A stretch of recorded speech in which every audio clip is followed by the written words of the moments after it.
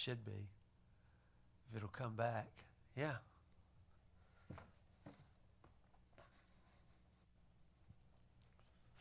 Okay, we had to do another. Put that back together. Let's try this again. I'm not starting from the beginning. Okay.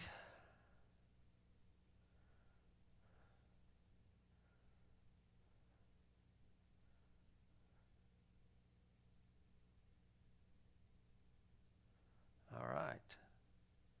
I guess we're back cooking. All right.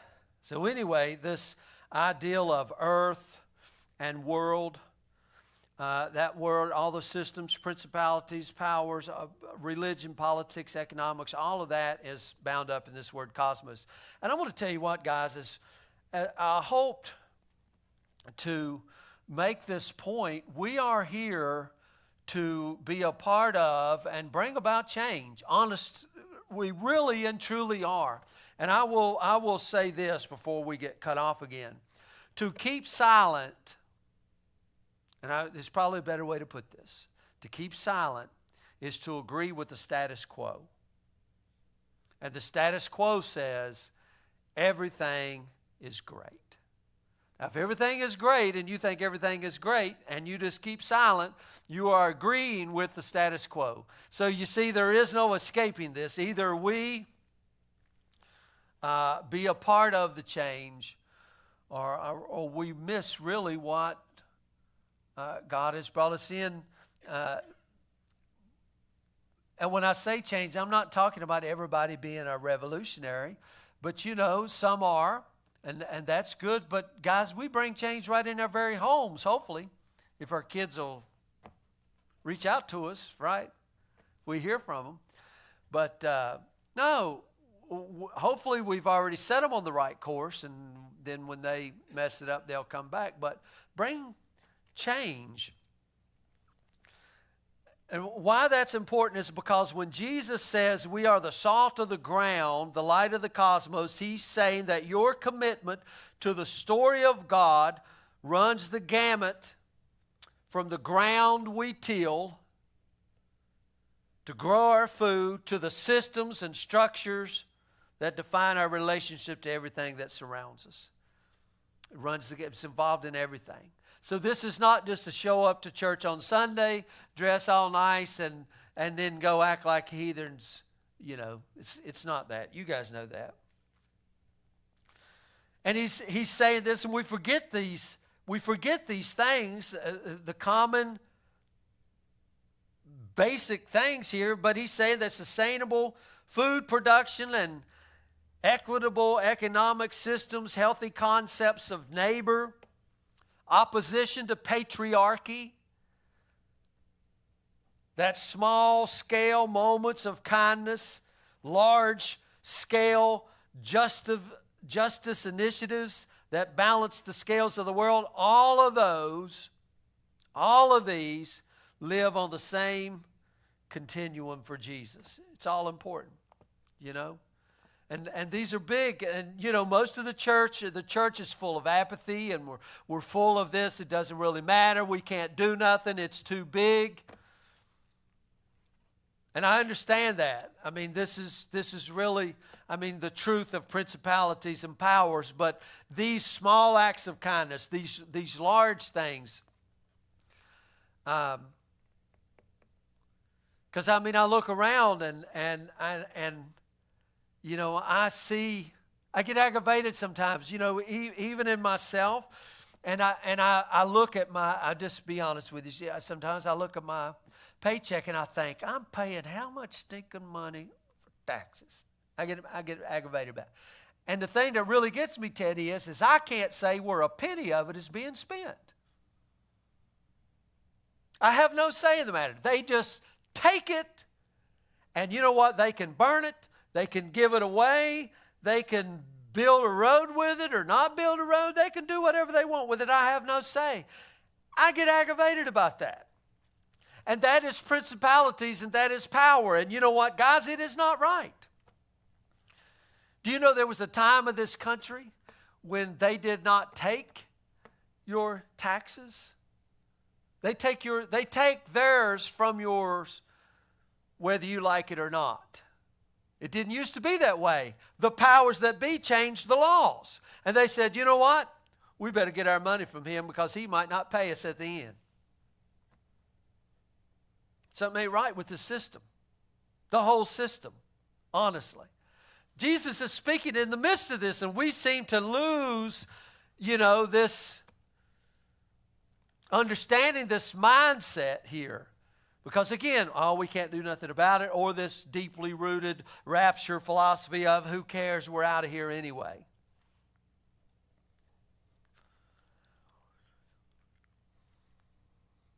Salt and light, these are not either or, these are both and. You're the salt of the ground beneath you, and you are the light of the cosmos above you. So don't despise small amounts of generosity. The smallest act you take is beautiful before God. But at the same time, don't be surprised when a few small acts of beauty turn into a life of purpose and commitment to change. And when I say change, I'm talking change the world in ways that you can't even begin to imagine. I mean, we have record of this in scriptures, but the apostles, they turned the world on its head, upside down. I mean, I could take you on story, history after history, little events that turned countries, brought down empires.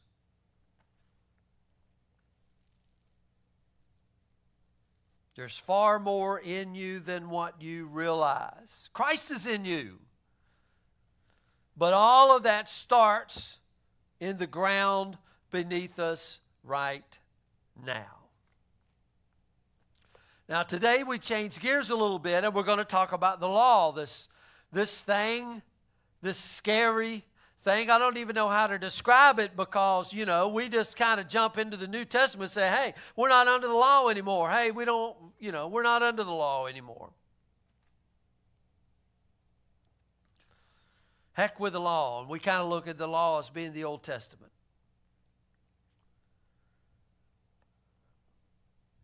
And I know that whenever I get going about the Beatitudes and blessed are the poor and blessed are those who don't have a clue. We look at those and we get going about grace. And I know I've stepped on people's toes about grace, this radical grace, this unconditional love, because everybody will draw a line in the sand and they'll talk about God's unconditional love, but it's really only conditional because you must do something to earn this love or to keep in the good graces of God. And, I've heard it said so many times, this might be your last opportunity, because what happens if you go out and get killed in a car wreck and you haven't signed your go to heaven when you die card? Right? I mean, God's grace can only go so far. I know when I begin to talk about that, without a doubt, somebody always asks about truth and law and justice and all that good stuff, as if there's some kind of contradiction here. Jesus was confronted. He didn't run away. He turns to face those questions directly. Because after welcoming us into this new imagination of reality that we call the Beatitudes, you should just go home and soak in those. Some people go home and take a bath in Epsom salt or whatever it is you put in your bath. You should soak in the Beatitudes. Just take a bath in them. And after talking about this life that imagination lights up inside of us, he now turns directly to answer those who feel like his image of God is just a little bit too good. Because people will begin to pat their foot and say, now wait a minute. We've got to have God killing somebody. God has got to kill somebody. I mean, we know there's some people God hates. I mean, we know they are, because I hate them. And God's made in my image, so if I hate them, God has to hate them. Right?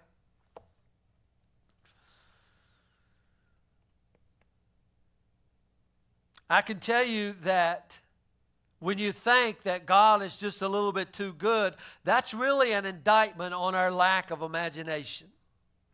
If your God is not better than you can imagine, then maybe you have a problem. Because I want to say that whatever you imagine of God, He's bigger and better. Okay? And let me just say, whatever your wildest dreams of God is, He's bigger and better.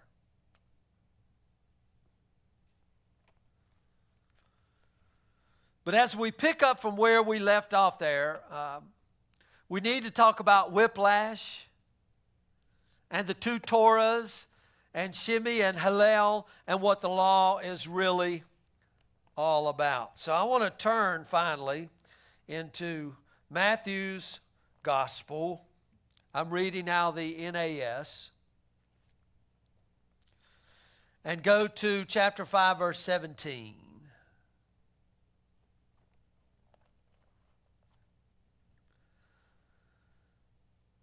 Do not presume that or think that I am come to abolish the law or the prophets. I did not come to abolish but to fulfill. Now, if Jesus says that, we got to pause here for a second. Do not think that I'm come to abolish the law or the prophets. What do you think is probably going on in the minds of the people of his audience? They probably thinking he came to abolish the law and the prophets.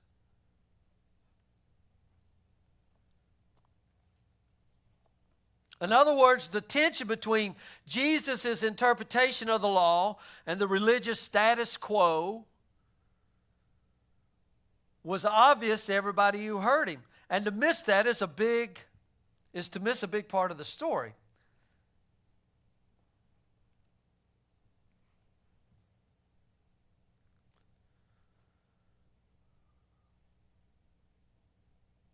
Let me keep on reading. For truly, I say to you, until heaven and earth pass away, not the smallest letter or stroke of the letter shall pass from the law until all is accomplished. You know, your King James gives us that jot or tittle.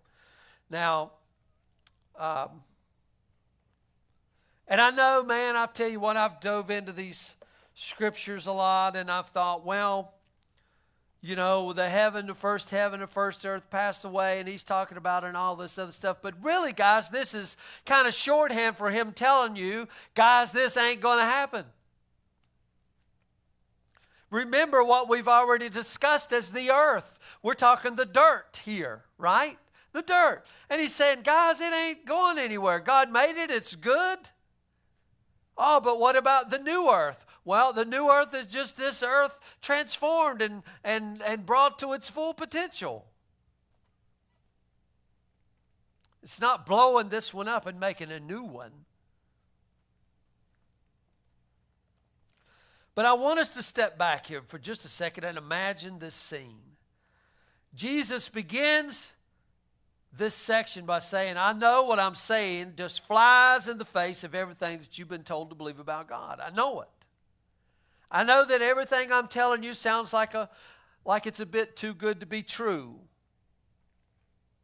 I know that some of you right now are fuming mad. Some of you are absolutely furious as you listen to me, but stay with me on this one.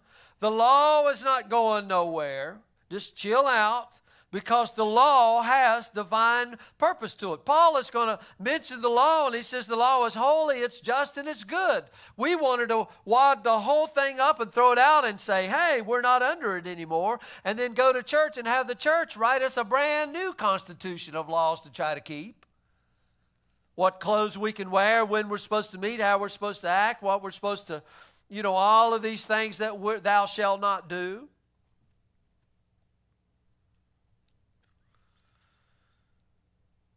But the law has divine purpose to it. But just as those in the crowd who are shocked by what they've been hearing are perking up and they're pulling their eyes away from their ancient phones and their ancient nasty Facebook posts that they're about to send out, their little X tweets that they're about to send out and say, can you believe what this preacher said today?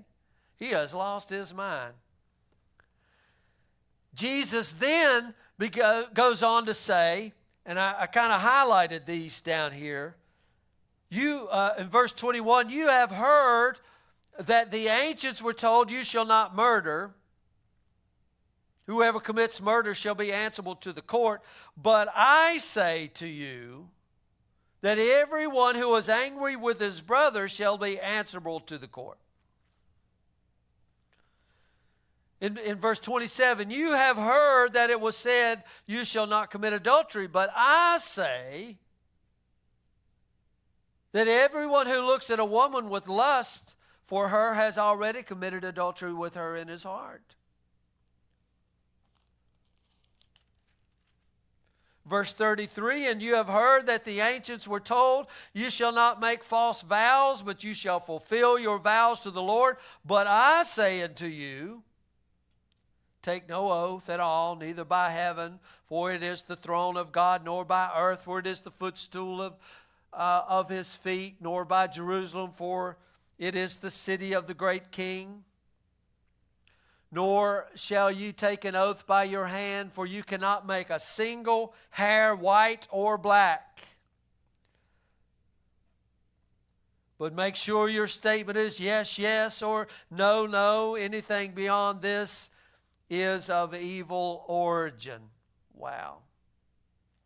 You have heard that it was said, eye for an eye, tooth for a tooth, but I say, do not show opposition against an evil person. What? I mean, did you get that? That's kind of crazy. You have heard that it was said, you shall love your neighbor and hate your enemies. But I say, love your enemies, pray for those who persecute you. Now, I want you to understand how incredibly strange this all is. Guys, it's strange to our ears today. Pray for your enemies. Pray, love your enemies. Pray for those who persecute you. I'm telling you, this is lip service. Because I know where we come from, and it's just like, if we do pray for our enemies, how are we praying? God, fix them, make them just like me. I'm telling you, I prayed for my enemies that way because I knew all the faults that they had and everything that was wrong in them. So when I prayed to God, God, please fix them. If you would make them more like me, then we could get along.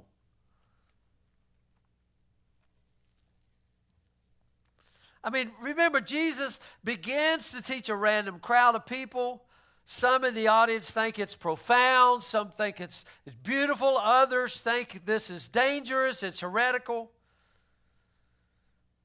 As if Jesus is throwing out centuries of religious law that has guided Israel. A law which they got from the mediator Moses on Mount Sinai, this great story that has taken place. I mean, my gosh, and Jesus just wants to come along and throw it out. And Jesus steps up and says, no, that's not the case. Because you know what? We have these things go on in our mind. I mean, what's happening down in the state of Louisiana? They want to put the law in all the schools. They want to put the law up. And the law being the Ten Commandments. They want 10 commandments in every classroom and all the courthouses and everything public, and they're going to make this law. But yet the Christian people is going to come along and say, now wait a minute, guys, we're not under the law. Take that stuff down. Now we're not bound by that anymore. Well, I could make the case and say, well, if we're not bound by that, then are we free to go kill? Are we free to go steal? Are we free to no longer honor mother and father? Are we free to tell lies? Well, no, we know that's not the truth, but we don't want that up because we're not under the law anymore. And Jesus is saying, hang on a minute, guys. You've missed the point. You see what we do in Christianity. We draw the line and say, we don't want the 10 Commandments around here. And then somebody says, wow, so you're not bound by the 10 Commandments anymore? This should cause us a little quandary. It was causing a quandary then, and Jesus has to step in and explain some things, and we need to hear some things explained. In fact, Jesus says, I love the law. How many of you guys love the law? I guarantee you nobody in here is going to raise their hand because we were taught to hate the law. But Paul says the law is holy and just and good. So you are hating something that God gives that is good. You see what I mean? So we better slow down a little bit and say, time out. Jesus says, I love the law. I'm here to complete the law. I'm here to accomplish the law. I want to bring the law to its ultimate fulfillment. Then he goes on to quote 5 laws and says, nope. I mean, that's some whiplash right there.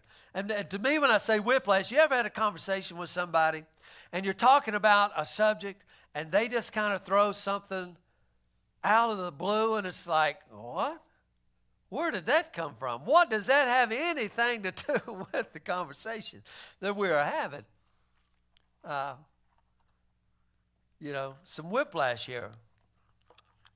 So there's got to be some people in this audience here thinking the same thing about Jesus. They're saying, White, he just said he loves the law. He come to fulfill the law. And then he says, you have heard it said. And then he says, but I say. He says he loves the law. And then he says no to the law. Jesus, you got us, racking our head here. But to understand what Jesus is getting at, we have to understand a few things about how Jewish people thought about some of these terms. Because as Christians, we're very used to hearing law and immediately thinking of the Old Testament, immediately dismissing it. I mean, how many of you guys went home this week or last week and really studied the book of Zephaniah?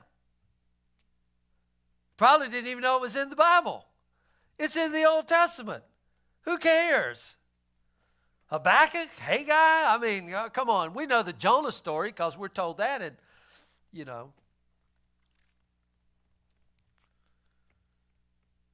But the Jewish person wouldn't automatically think of the Old Testament. That's not how they think. In this Torah, in this culture surrounding Jesus at this time, Torah or law came in flavors. Here we are back to flavors again. You got multiple flavors here. Which one do you want? I mean, I'm sitting here reading out of an NAS Bible. I showed Denise something there a few minutes ago. How many Bibles is on my phone? 30? I don't know the list, so I'm scrolling down the list, and I'm saying, son, what flavor do you want? Well, they had the same thing going on then. We don't think that, but they did. There was, and you're gonna be amazed at the way I pronounce these Jewish names. And you're going to say, wow, he must be scholarly. He must have drank the Kool-Aid because his pronunciation of these Jewish words is spot on. And they are if you've never heard them. So for now, let's pretend. There was Torah Shavektav, which meant the written law, and that meant the first 5 books. Everybody knows what that is? Genesis, Exodus, Leviticus, Numbers, Deuteronomy. By the way, when Jesus says the law and the prophets, that was a shorthand way of including the rest of the Hebrew scriptures as well, including the book of Zephaniah. That was, and what is called today, it's called the Tanakh. But when it came to the law, there was also the Torah Shabbat Alev, or the oral law, literally the law of the mouth. And when you read Jesus say Torah or law, he really has both of them in mind. Now, the written Torah, you guys may know this. This is a good little tidbit of information, because if you are ever put on a game show where you could win $20 million and your mind is, I want to win $20 million because I want to give it to little Jim Moore because I just love the way he pronounces Jewish words, then this would be great for you to remember. How many laws are in the Old Testament? Anybody know? I mean, you guys, I'm never going to get paid. I'm never going to get the money. Y'all need to know this. 613. That's how many laws were in the Old Testament, 613. So, you guys now know the answer, so I'll be expecting the money. There were 365 prohibitions. You know what a prohibition is? Things you do not do. And there were 248 impositions. Things that you must do as a follower of Yahweh. If you guys have ever heard of mitzvah. Mitzvah was a doing of the law. James, what does James write? Not only hearers, he doesn't say the word law, but he says of the word, right? Not only hearers of the word, but what? Doers. Where do you think he learned that? From doing mitzvahs. So the Jews, this is the way they thought. In Christianity, we basically become lazy and don't do anything. We just say, hey, we're not under the law, we're under grace. This is why when you talk about radical grace and when you talk about unconditional love of God, it flies into the face of all of that because without this, now you become an apathetic, lazy Christian. This is not what Jesus is getting at either, because really if you become awake, then the salt and light becomes to pour out of you, okay? It changes things. Now, in this, they had a lot of rules, and I'll just say it this way, but it still couldn't cover every circumstance and every situation. We have the same thing going on today. What do we call our congressmen and our senators who go to Washington, D.C.? There's a name. You all know what this is called? Lawmakers. So this is not an uncommon thing. They're called lawmakers. They go up there to make and establish and enforce laws. And you would think after how many years they've been going up there, how many laws is on the book? This is why you can't make heads or tails of it. So you get new lawmakers. What does that require? It requires an interpreter of the law, because the law comes and tells you, hey, Teddy, you can't wear, a red and white shirt to church. Well, what does that mean? Now we got to get 14 lawyers in a room to describe to us why we can't wear a red and white shirt to church, because we don't understand it. So they had the written law and they had the oral law, which was the interpretation that followed with it. Now, anybody knows if I'm looking at a law and Tim is looking at a law, what are we going to have here? At least two different interpretations of the same law. At best. Right? Knowing me and Tim, we might have 4 different ways, because we've both got a split personality and we don't know what we're going to be arguing about today. He knows I'm just kidding. Who knows how many interpretations we're going to come up with, right? So they interpreted this law to figure out how you're supposed to follow the rule and the complexities of this law and how it will be lived out in the real world. They had a law that says, no work on the Sabbath, but my mother lives over there. Well, how far can my mother live away from me so that I can go visit my mother and enjoy Sabbath with my mother? So we would argue about, well, you can take 1,416 steps. If you take 1,417 steps, you're in violation of the Sabbath. So we have to come up with this, because we build this wall around because we don't want to violate God's law. Now, is it a bad thing to not want to violate God's law? No, it's not a bad thing. It's not a bad thing. But we need interpretation so that we understand here what is important. So we have the oral law. And in Jewish culture, Torah, or the written law, was understood to be incomplete without the oral law. A rule isn't meaningful until it's interpreted. Now, the oral law stays oral for almost all of ancient history until around the time that the New Testament is being put together. Does anybody know when the New Testament was put together? I think there's a little history. You would think that they were just sitting down writing the Bible, right? Paul wasn't writing the Bible. He was writing a letter to people he cared about at Philippi. He didn't say, hey, guys, well, we got to rewrite the Bible. He says, man, you Philippians, I love you guys. There's some trouble going on. Let me write this. All Corinthians, I got to write to you guys. I love you guys. Let me bring this around. They didn't put the Bible together until like the 3rd century. They began to put the Bible together. So they had to determine what's going in, what's staying out. Right? Who made those calls to give us these scriptures that we got today? That's why it's so important, guys, to understand the Gospels, the 4 Gospels.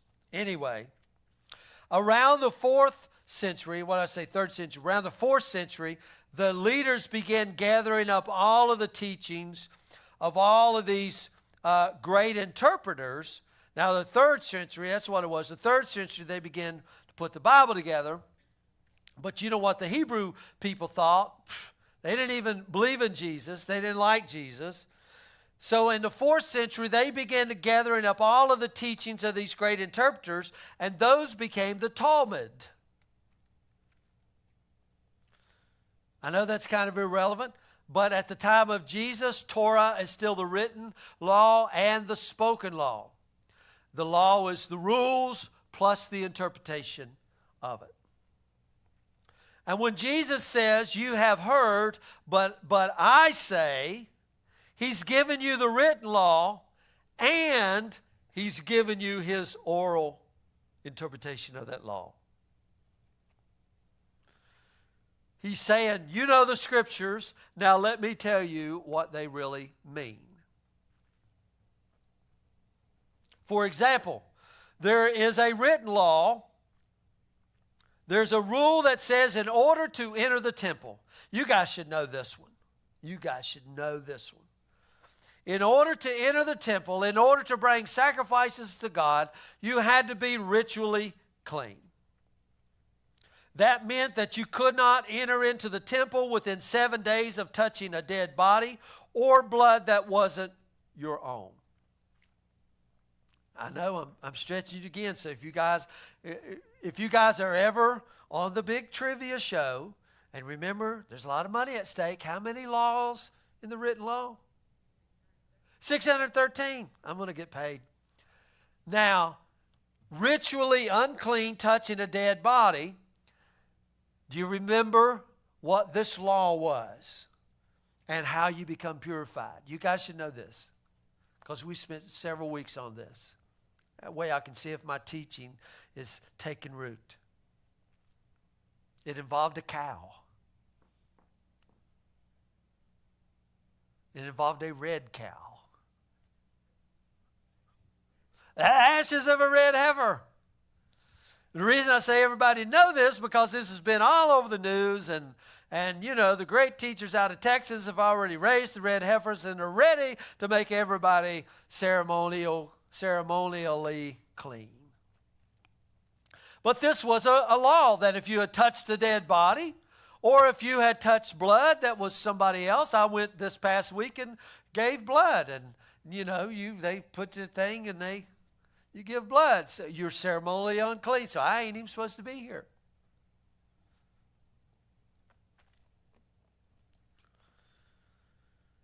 There was also a famous oral law that went along with this law. It was taught by many of Jesus' contemporaries that said, actually, if you really want to keep this law, if you really want to please God, if you really want to be clean, then not even your shadow should fall upon anything unclean like a dead body. And you know what? If you guys rode here today, I'm sure there's probably a deer on the side of the road that has been killed. And you know what? As you drove by and your shadow was cast upon that dead body of the deer, you just become ceremonially unclean. and you cannot come into this church anymore. That's it, right? Until we kill a red cow. Jesus, he knows all of this stuff, right? Later on, there's a story. You guys know this story very well. We've went over this story. He tells us a story about a man who's lying in a ditch after being beaten by robbers. Remember this story? You remember a man leaves Jerusalem. He heads down to Jericho. He gets beat half to death along the way, and he's fell over by the robbers. Anybody know this story? The Good Samaritan. The Good Samaritan. And you remember what the priest did? The priest crossed over and went plumb on the other side of the road. Why do you think he did that? Because he has this oral law in his mind. And he cannot, according to the law, help this guy. So see, we just want to throw the priest under the bus. My God, he's keeping the law. He's doing what is right. That guy over there, I can't. I'm going up to the temple to offer sacrifices to the holy God. I can't be involved. I can't. What if his blood gets on me? I can't offer the sacrifices that are pleasing to God. God is more important.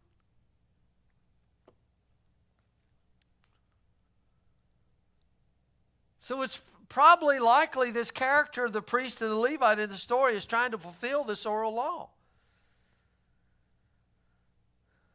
Jesus is challenging that oral law and providing a new interpretation, one that says that kindness takes precedence over purity. You actually fulfill the law by breaking the law to follow the letter of the law. You fulfill the law by breaking the law. Jesus said, "You have heard, but I say." Now this approach puts Jesus right smack dab in the middle of probably the major law controversy of his time. In centuries before, there was two very famous Jewish teachers. Their teachings became known as the house of Hillel and the house of Shammai. I think, if I'm not mistaken, Gamaliel was of one of these houses. Y'all know who Gamaliel was? Man, we got to get you guys into some Bible classes here. He's the one who taught Paul. Gamaliel. Okay.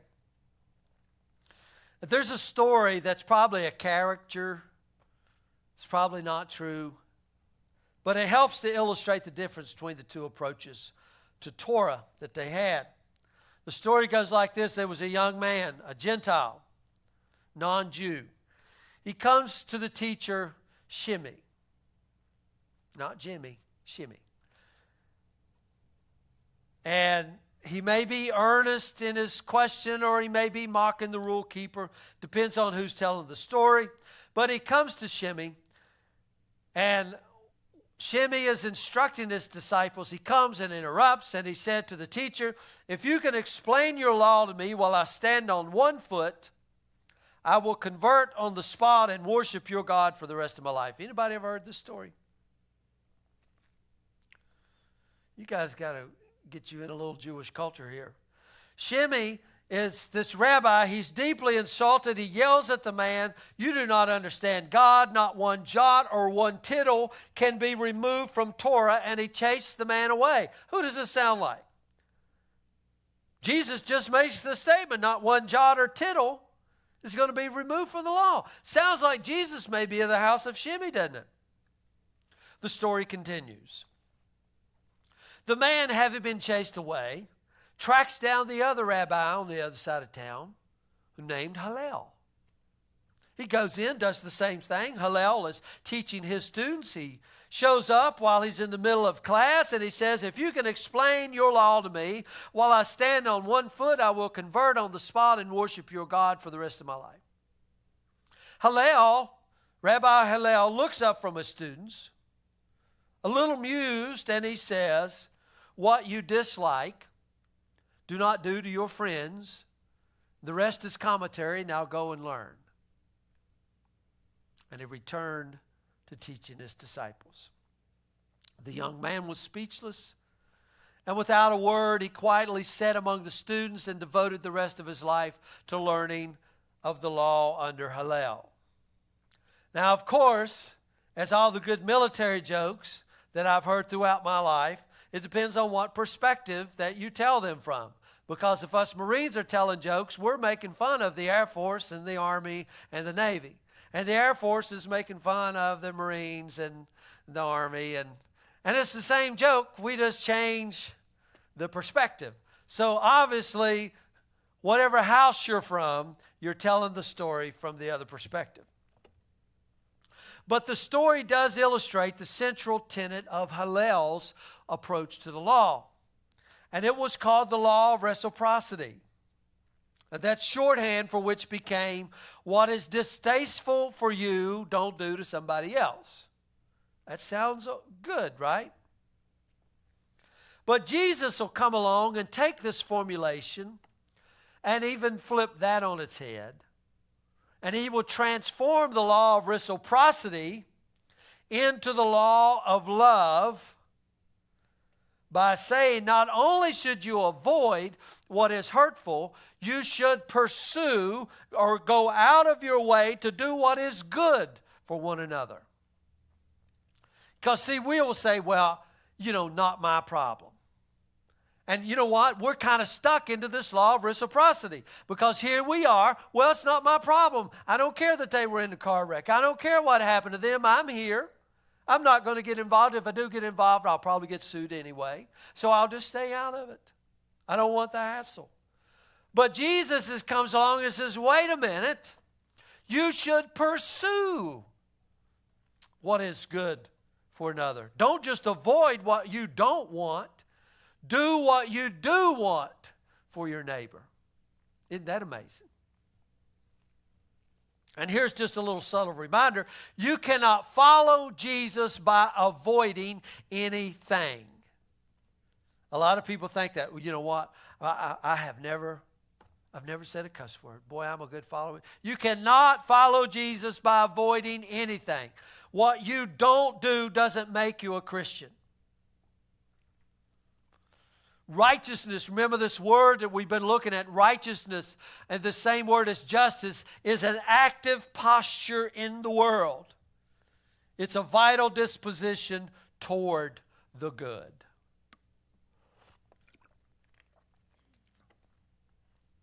A side note here. A side note. I'm just gonna throw this out there. Well, I think maybe we're talking about this and on Wednesday night, and Tracy and I were talking about this. Do you know they don't even have enough teachers right now in the school systems right here in our own town? They don't have enough qualified teachers to teach. Isn't that amazing? That they are filling these roles with unqualified people. Not to say anything bad about those who are attempting to fulfill those roles. I'm not. I give them all the kudos in the world. They're stepping up to the plate, trying to do what is right and what is good. I commend them. But is that not a problem?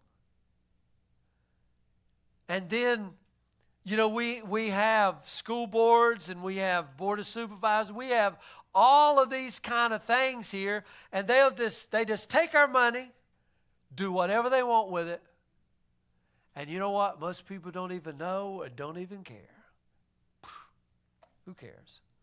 And you know what? You know what the whole system set up is? The whole system is set up to keep you so busy, so unaware, so preoccupied that the whole world could fall down around you. I'm telling you, righteousness and justice are two words that go together here. And really, I'll say this. I want to get back on the list because I don't want to go on a rant right here. The problem is we gave what was supposed to be ours. Fathers, train your children.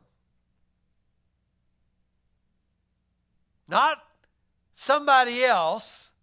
Fathers and mothers, train your children. But we handed that duty off to an evil empire. And when the evil empire takes it over, then they can teach what they want, how they want, spend your money how they want. I mean, I go back, my kids are public school kids, and society has kind of set it up to where it's really impractical, really improbable, really hard to, for one, you can't afford to send your kids to private school unless you know the magic number is 613 and you win the big lottery with it. I can't afford to send my kids. And then to try to take them out of public school, and then, you that's where you are.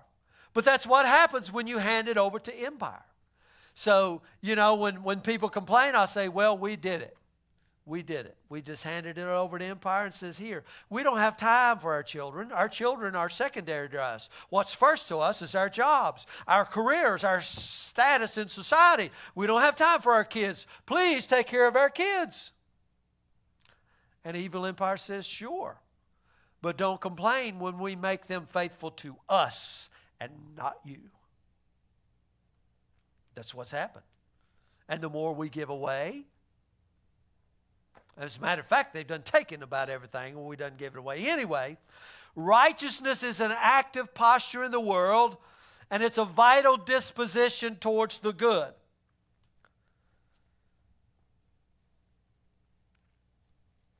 And around the time of Jesus, these two teachers, these two houses, Shemi and Hillel, became synonymous with how you approach the law. You fulfill the law by following the law, period. Or the laws are important, all of them, but some laws are more important than others. So start with the most important ones and work your way out from there. Because that's kind of the way we look at it. Well, this law is really important, but this law is less important. Today, how that would be is you might skip the hard work of getting to know someone, and you may come straight to the point and say, are you a liberal or are you conservative? Let's draw the line right out of the gate, because I don't really want to know you. I don't really care what you think or your politics. You're a liberal, you're a conservative. You like Donald Trump, you like Joe Biden. You like this one, okay, then we can't be friends. In Jesus' day, you might ask, are you of the house of Hillel or the house of Shemi? Because you're the house of Shemi, I'm of the house, we can't be friends. It's just the way it is. And you think, well, that doesn't go on today. Oh, yes, it does. I grew up in the culture. Are you a primitive Baptist? Yes. Well, then you and I can be friends. But if you're a Methodist, get the heck out. We'll have no dealings with you. But Jesus finds a way to sidestep and not fall under any camp. Man, that takes some wisdom, doesn't it? That takes some understanding to not, man, I remember this guy I used to work with.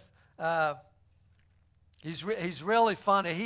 He's coined a phrase that will live in infamy. And I just got to share this. If he's ever watching this, I'll just say Evie. He knows who I'm talking about. I won't put him out there. But he coined these phrases. And he had dark hair and a mustache. His dad was a big-time lawyer in Withville. And we worked together. And he used to shake that hand. And he always said, homie. Everything he said, now, homie. Now, homie. And I remember one time he coined this phrase, and he would get so mad, and you could watch his whole face turn red as that thing, right? You could just watch it, right? It would be a line, red, and we knew when it got up here, he'd blow his top off. And we had these motel forms that we had to fill out. That was called the MSI forms for the railroad when our gangs would stay in the motels. Well, as the foreman, it was part of your duty to take care of these forms, and the motel clerks had to take care of their part, and that's how they billed the railroad for staying in the motel. Well, we're staying out there in Troutville, and this guy just messed it up every week. We're staying there for a long time. Every week you could just watch the blood get higher and higher, and Eric's, oh, I said his name, his face. And we're all standing down there. I was a foreman, and some others were checking out. It's Thursday. You don't want to have to stay late. And when the guy handed it back and it was wrong, Eric turned and he put his hand up and his hand started shaking. We knew it was coming. Eric said, "Homie, if you can't get this right, your next job will be when the fries go, or when the buzzer goes off, the fries are done." And we quote that phrase when the buzzer goes off, the fries are done. Boy, he was mad. Anyway, let me get back to this story here of these camps. I mean, you understand here. Oh, if you could have been there. If you could have been there. Trying to put everybody in these camps. Here in the Sermon on the Mount, he begins, Jesus does, with this divine love and the grace of God that is out there in the world already and is looking for us and is chasing us down, even in our poverty of spirit. And he moves to the life that love begins to create inside of us, the flavor, the salt, and the light that bleeds out of us when we let God in. And when I wrote this statement right here, let God in, immediately this division comes back to me. I see the hand shaking. I see all of this. I go back to, now, if they ain't a primitive Baptist, they're just like dogs returning to their vomit. You know, they're like swine wallowing in their mire. They're not one of us. And when I made this statement, when you let God in, and I can just see them stomping their foot and saying, "Wait a minute," and quoting the verse, "In the day of my power, my people shall be a willing people."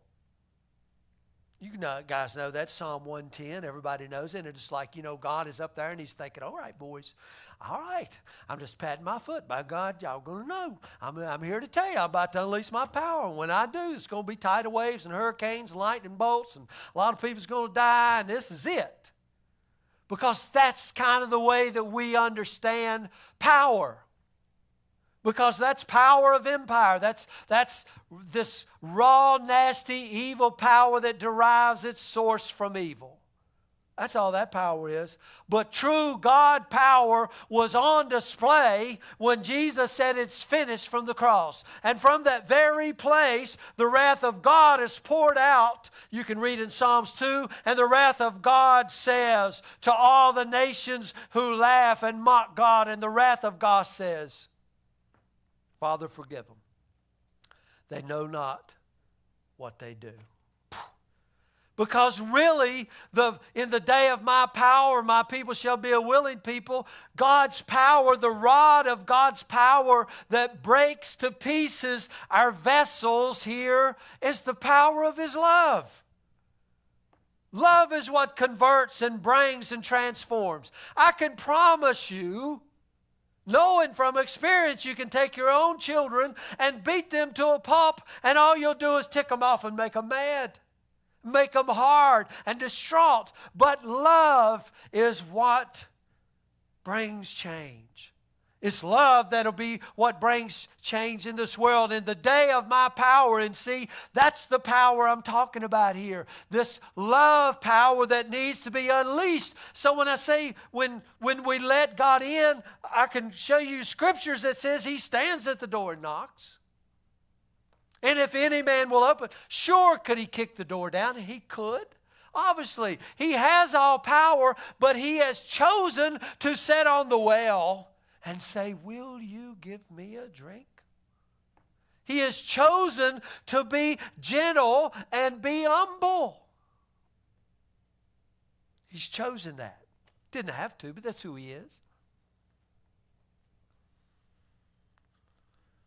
But then it's almost as if Jesus can see people's faces. He can see them struggling to make sense of him and to categorize him, and they don't know what box to put him in.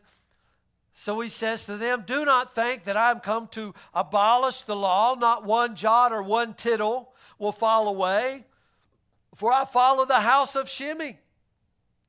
And just as those people are breathing a sigh of relief, thinking, "Oh my gosh, whew, we got him," and trying to make sense of that and figure out how he fits in that box. Then he says, no, I've come to fulfill an incomplete law.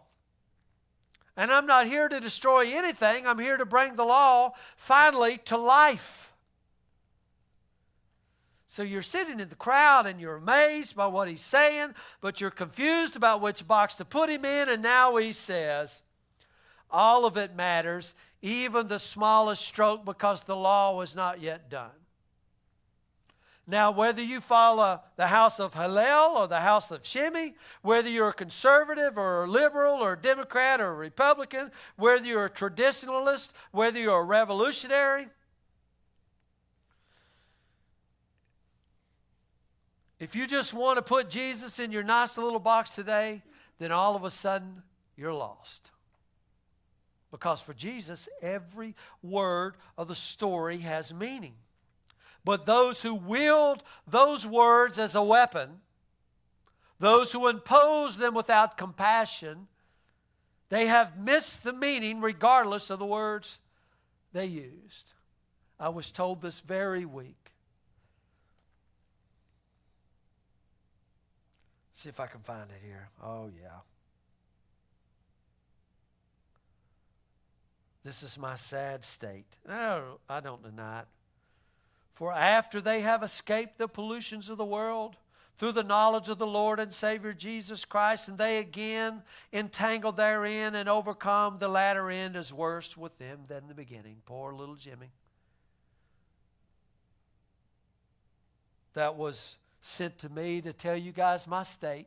His latter end is worse. He was once entangled in the world, and he came into the real and true and only great doctrine of the world, and then he's fallen by the wayside, and now he sets up here with you crazy people who are Gentiles, who are not Jews, who know nothing, and we're all just entangled in this web of mess. Poor little us.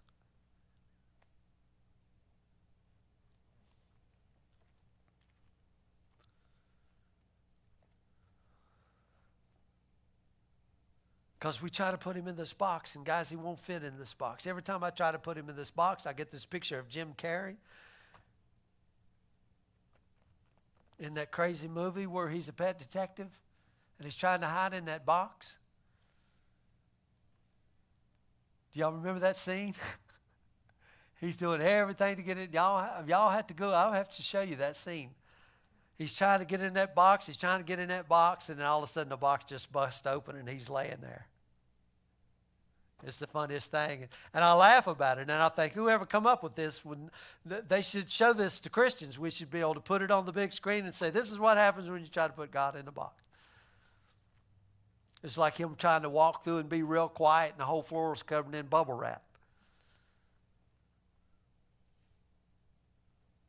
Because for Jesus, every word of the story has meaning. But again, those who use those words as a weapon, impose them without compassion, they've missed the very meaning, regardless of the words they use.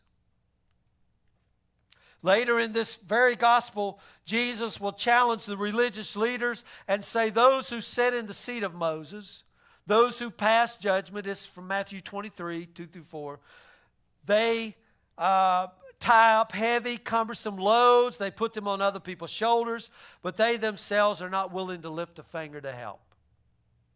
And you know what? That can never be good news. For Jesus, every jot of the law matters, but they matter not so you can quote them at people. They matter so you can understand exactly where the story has been, and you can begin to imagine where the story is going.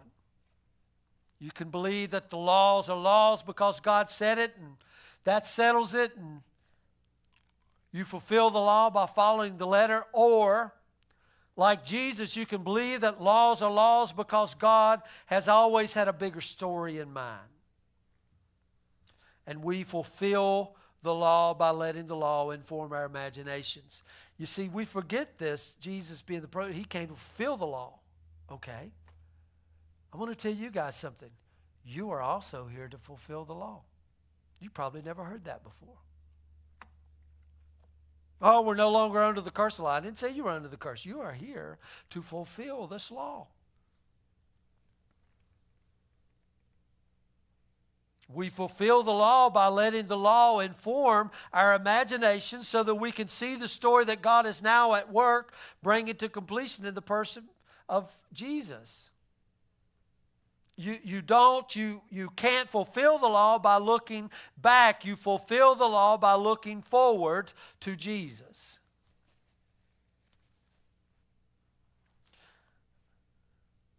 I would give you this quote from N.T. Wright, but I'm going to skip it for time's sake here. Jesus says, I've come not to destroy anything, but to show you what all of the story looks like when it's finally, fully alive in the world. You've heard it said, don't murder.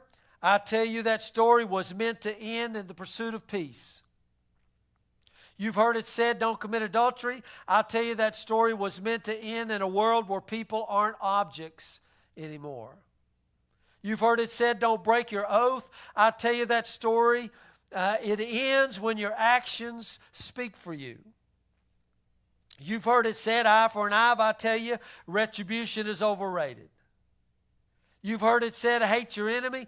I tell you that's been done before, and trust me, it's not good news. All it is war, and your sons and daughters will die in it. So we need a new interpretation, a new oral law, a new way to understand where the story's going. Because for Jesus, the law wasn't an end in itself. The law was a story, and that story was designed to make us more like Him.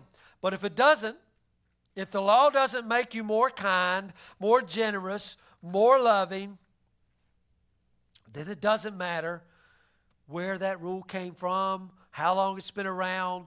It needs to be reinterpreted in the light of the law of Christ. Because within every law is a good that God is orienting us toward. But if we confuse the law with the good, and we forsake the good to follow the law, then our story won't end up looking like Jesus, and we will have missed the point of the story. I'll give you a quick note here. Let's say there's a pond out here, a big old pond, and there's a sign up that says, do not swim because the pond has got alligators in it. It would be very unwise to swim in this pond, wouldn't it? But let's say you were driving along on a Sunday afternoon drive, and a tire blows out, and boom, it catapults you into the lake that's full of alligators. Just before you go under the water, you're able to call 911, and you say, where are you? And we're in the lake that's full of alligators. And the police arrive, the law keepers, and the ambulances arrive, and the fire trucks and the wreckers arrive to rescue you, but they cannot. Why? Because they can't break the law. Because the law says, thou shalt not swim. I would love to rescue you. Now remember what we said in the Good Samaritan. You must break the law in order to fulfill the law. So this law must be broken, the law that says no swimming. Do you know there's a law out here on the highway that says thou shalt not drive over 55 miles an hour? But what if you've had a heart attack and you're in the ambulance? Does the ambulance not break the law to fulfill the law of kindness and love and generosity to spare a life? So the law is pointing us to something that is greater than itself. We can't lose point of that. Don't throw the baby out with the bathwater. This is why in the end, understanding how Jesus thinks about law is actually even more important than understanding how Jesus interprets any particular law. Truth is, none of us live in Jesus' world in that time, so we don't occupy the same place He did, but Christ is in us and around us and through us and helping us to make His story our story right now, reinterpreting and fulfilling that law. So at the end of the Sermon on the Mount, the question that faces us is not, did you get it right? Of course, none of us did. The question that faces us, did we let God's story then become our story now? Do we allow ourselves to become teachable, pliable, malleable? Were we open and responsive? Did we listen for God's Spirit? And when that Spirit spoke, did we receive God's grace? Did we become to know ourselves as loved? And do we let that love shape us as it was intended? Because if that becomes our story, then